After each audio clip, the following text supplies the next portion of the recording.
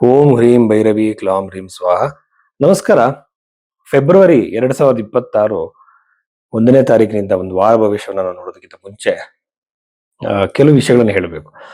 ತುಂಬಾ ಜನ ಹೇಳ್ತಾರೆ, ಸರ್ ನೀವು ಯಾವಾಗಲೂ ಒಂದೇ ತರ ಇಂಟ್ರಡಕ್ಷನ್ ಹೇಳ್ತೀರಾ ಅಂತ ಹೇಳಿ. ನೋಡಿ, ಜ್ಯೋತಿಷದ ಬಗ್ಗೆ ಬಹಳ ಕನ್ಫ್ಯೂಷನ್ಸ್ ಜನಗಳಿಗಿದೆ. ಏನಾಗುತ್ತೆ ಅಂತಂದ್ರೆ ಮೋಸ ಹೋಗ್ತಾ ಇದ್ದಾರೆ, ದುಡ್ಡು ಕಳ್ಕೊಳ್ತಾ ಇದ್ದಾರೆ, ತಪ್ಪು ತಪ್ಪು ಭವಿಷ್ಯವಾಣಿಗಳನ್ನ ಪಡಿತಿದ್ದಾರೆ.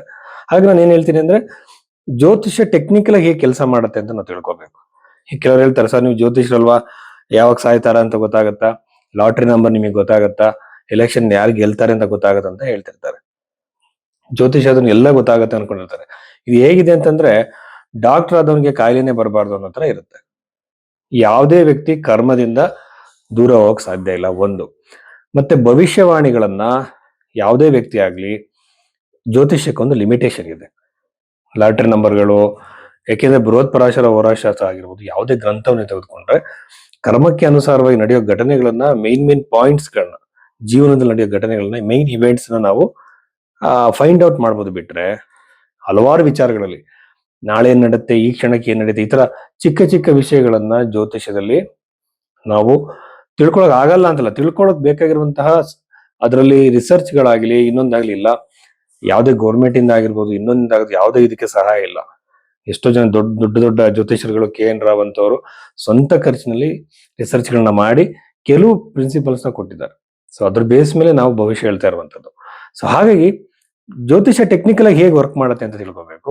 ಜೊತೆಯಲ್ಲಿ ಜ್ಯೋತಿಷ ಹತ್ರ ಹೋದಾಗ ನೀವು ಹಿಂದೆ ನಡೆದಿರೋ ಘಟನೆಗಳನ್ನ ನೋಡಿ ಹೇಳಿ ನಿಮ್ಮ ಲಗ್ನವನ್ನ ತಿದ್ದಬೇಕಾಗತ್ತೆ.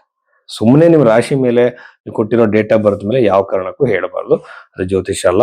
ಇದು ಮೊದಲನೇದು. ಎರಡನೇ, ಪರಿಹಾರಗಳನ್ನ ಹೇಳುವಾಗ ಯೂಶುವಲ್ ಆಗಿ ನಾನು ಹೇಳೋ ಹಾಗೆ ಬೃಹತ್ ಪರಾಶರ ಹೋರಾಶಾಸ್ತ್ರದಲ್ಲಿ ಹೇಳಿರುವಂತಹ ಪರಿಹಾರಗಳನ್ನ ಹೇಳ್ಬೇಕು. ಅದ್ರಲ್ಲಿ ನಿಮಗೆ ಬಡವರಿಗೆ ಶ್ರೀಮಂತರಿಗೆ ಅಂತ ಭೇದ ಭಾವ ಯಾವುದಿಲ್ಲ, ಎಲ್ಲರಿಗೂ ಸಿಂಪಲ್ ಪರಿಹಾರಗಳನ್ನ ಹೇಳಿದ್ದಾರೆ. ಈಗ ಮಂತ್ರ ಜಪಗಳು, ದಾನಗಳು, ಆಮೇಲೆ ಇನ್ನು ಸಿಂಪಲ್ ಆಗಿರುವಂತಹ ಸ್ತೋತ್ರಗಳನ್ನು ಹೇಳೋದ್ರಿಂದ ಕೂಡ ಕರ್ಮದಲ್ಲಿ ಬದಲಾವಣೆ ಆಗುತ್ತೆ ಅಂತ ಋಷಿಗಳೇ ಹೇಳಿದ್ದಾರೆ. ಸೊ ಇದನ್ನ ಮಾಡೋದ್ರಿಂದ ನಮ್ಮ ಇಡೀ ಜೀವನವನ್ನೇ ಬದಲಾವಣೆ ಮಾಡಕ್ ಸಾಧ್ಯ ಇಲ್ಲದೆ ಇದ್ರು ಸಹ ಕೆಲವು ಘಟನೆಗಳು ಲೈಫಲ್ಲಿ ನ್ಯೂಟ್ರಲ್ ಆಗ್ಬಹುದು. ಇದು ನನ್ನ ಎಕ್ಸ್ಪೀರಿಯನ್ಸ್ ಅಲ್ಲಿ ನಾನು ತಿಳ್ಕೊಂಡಿದ್ದೀನಿ. ಎಷ್ಟೋ ಜನಕ್ಕೆ ಸಮಸ್ಯೆಗಳು ಬಗೆಹರಿದಿದೆ ತಕ್ಕ ಮಟ್ಟಿಗೆ. ಇಷ್ಟು ನನ್ನ ವಿಷಯಗಳು. ತುಲಾ ರಾಶಿ 2026 ಫೆಬ್ರವರಿ 1ನೇ ತಾರೀಕಿನ ನಂತರದಲ್ಲಿ ಈ ಒಂದು ವಾರ ಫಲದಲ್ಲಿ ನಾವು ನೋಡೋದಾದ್ರೆ, ತುಲಾ ರಾಶಿಯವರಿಗೆ ಏನೆಲ್ಲ ಗ್ರಹಗಳ ಒಂದು ಸಂಯೋಜನೆ ಇದೆ, ಅದರಿಂದ ಅವ್ರು ಏನೇನು ಫಲಗಳನ್ನ ಅವ್ರು ನೋಡ್ತಾರೆ ಅನ್ನೋದು ಹೇಳೋದಾದ್ರೆ, ತುಲಾ ರಾಶಿಯ ರಾಶಿಯಾಧಿಪತಿ ಆಗಿರುವಂತಹ ಶುಕ್ರ ಗ್ರಹ 4th ಭಾವಕ್ಕೆ ಹೋಗಿರುವಂತದ್ದು. ವೆಹಿಕಲ್ ಖರೀದಿ, ಪ್ರಾಪರ್ಟಿ ಖರೀದಿ, ಮನೆಗಳನ್ನ ಖರೀದಿ ಮಾಡೋರಿಗೆ ಬಹಳ ಉತ್ತಮವಾಗಿರುವಂತಹ ಸಂದರ್ಭ. ಈಗ ತುಂಬಾ ದಿನದಿಂದ ಮನೆ ಹುಡುಕ್ತಾ ಇರ್ತೀರಾ, ಯಾವ್ದೋ ಆಗಿರೋದಿಲ್ಲ, ಅಂತಹ ಸಂದರ್ಭದಲ್ಲಿ ಖರೀದಿ ಖಂಡಿತ ಆಗುತ್ತೆ. ಆಮೇಲೆ ಕೆಲವರಿಗೆ ಪಿತ್ರಾರ್ಜಿತ ಸ್ವತ್ತು ಸಿಗಾಕೊಂಡಿರುತ್ತೆ, ಅದು ಬಂದಿರಲ್ಲ, ಡಿಸ್ಪ್ಯೂಟ್ ಇರುತ್ತೆ, ಲೀಗಲ್ ಡಿಸ್ಪ್ಯೂಟ್ಸ್ ಇರುತ್ತೆ. ಇದು ಬಗೆಹರಿಯೋ ಸಾಧ್ಯತೆ ತುಲಾ ರಾಶಿಯವರಿಗೆ ಇದೆ. ಆಮೇಲೆ ಶುಕ್ರ ಗ್ರಹದ ಪರಿಣಾಮದಿಂದ ನನ್ನ ಮ್ಯಾಕ್ಸಿಮಮ್ ಚಾನ್ಸಸ್ ಇದು ವೆಹಿಕಲ್ ನ ಕೊಡುತ್ತೆ. ಯಾಕೆಂದ್ರೆ ಶುಕ್ರ ಗ್ರಹ ಒಂದು ಚೆನ್ನಾಗಿರುವಂತಹ ಸುಂದರವಾಗಿರುವಂತಹ ವಸ್ತುಗಳಿಗೆ, ವೆಹಿಕಲ್ಸ್ ಗಳಿಗೆ ಕಾರಕನಾಗಿರೋದ್ರಿಂದ ವೆಹಿಕಲ್ ತಗೊಳ್ಳೋ ಸಾಧ್ಯತೆ ಮ್ಯಾಕ್ಸಿಮಮ್ ಇರುತ್ತೆ ಈ ರಾಶಿಯವರಿಗೆ ಅವಕಾಶ. ಅದಾದ್ಮೇಲೆ ಪಾಪಗ್ರಹಗಳ ಒಂದು ಸಂಯೋಜನೆ 4ನೇ ಮನೆ ಇರುವಂತದ್ದು. ಕುಟುಂಬದಲ್ಲಿ ಕಲಹ, ಜಗಳಗಳು, ಅನಾವಶ್ಯಕ ಸಣ್ಣ ಸಣ್ಣ ವಿಚಾರಕ್ಕೆ ಕಿರಿಕಿರಿ ಆಗೋ ಸಾಧ್ಯತೆ ಇರುತ್ತೆ. ಮಾನಸಿಕ ಪ್ರಶಾಂತತೆಯನ್ನು ಕಾಪಾಡ್ಕೊಳ್ಳಿ. ಏಕೆಂದ್ರೆ ಕುಟುಂಬದಲ್ಲಿ ಕಿರಿಕಿರಿ ಆದಾಗ ನಾವೊಂದು ಮಾತಾಡೋದು ಅಲ್ಲೊಂದು ಮಾತಾಡೋದು ಅದು ಜಾಸ್ತಿ ಆಗ್ಬೋದು, ಮನಸ್ಸಿಗೆ ನೋವಾಗ್ಬೋದು. ಇದನ್ನ ಉಲ್ಬಣ ಮಾಡದೆ ಅದನ್ನ ನೀವು ಕಂಟ್ರೋಲ್ ಇಟ್ಕೊಳ್ಳೋದು ಬಹಳ ಒಳ್ಳೇದಾಗುತ್ತೆ. ಕಿರಿಕಿರಿಗಳು ಖಂಡಿತವಾಗ್ಲೂ ಆಗುತ್ತೆ. ಜೊತೆಯಲ್ಲಿ 4th ಭಾವ ಸ್ಟ್ರಾಂಗ್ ಆಗಿರೋದ್ರಿಂದ ಕುಟುಂಬದವ್ರ ಜೊತೆ ಒಳ್ಳೆಯ ಸಮಯವನ್ನು ಕೂಡ ಕಳೆಯೋ ಸಾಧ್ಯತೆ ಇಲ್ಲ ಅಂತಲ್ಲ, ಖಂಡಿತವಾಗ್ಲೂ ಇದೆ.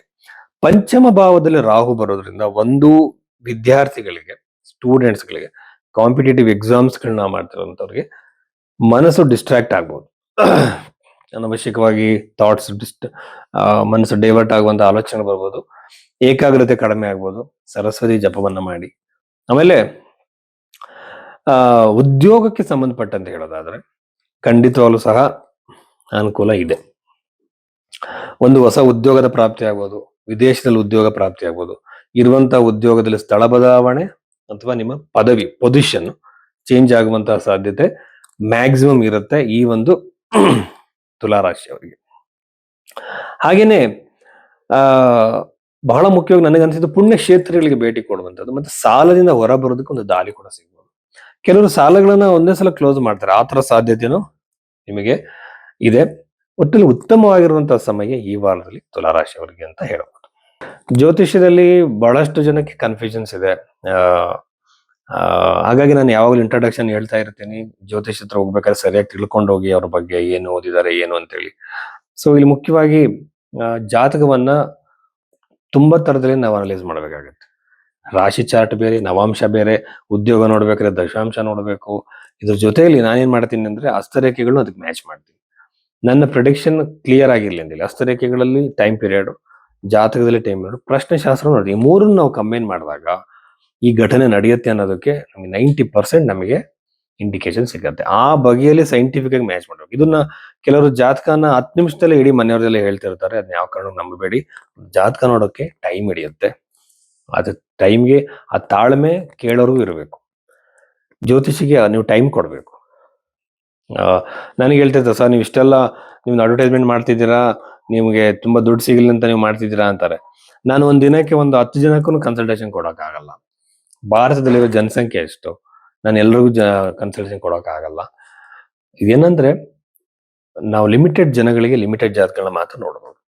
ಹಾಗಾಗಿ ಇದು ಬಿಸ್ನೆಸ್ ಪರ್ಪಸ್ಸಿಗಲ್ಲ, ಒಂದು ಒಳ್ಳೆಯ ವಿಷಯಗಳು ತಿಳಿಸೋಣ ಅಂತೇಳಿ ಅಷ್ಟೇ. ಇದಕ್ಕೋಸ್ಕರ ನೀವು ಭೈರವಿ ಅಷ್ಟೊಂದು ಸಂಪರ್ಕ ಮಾಡಿದ್ರೆ ನಿಮಗೆ ಈ ಜಾತಕವನ್ನು ಈ ಬಗೆಯಲ್ಲಿ ನೋಡಿ ನಾನು ಮಾತಾಡ್ತೀನಿ.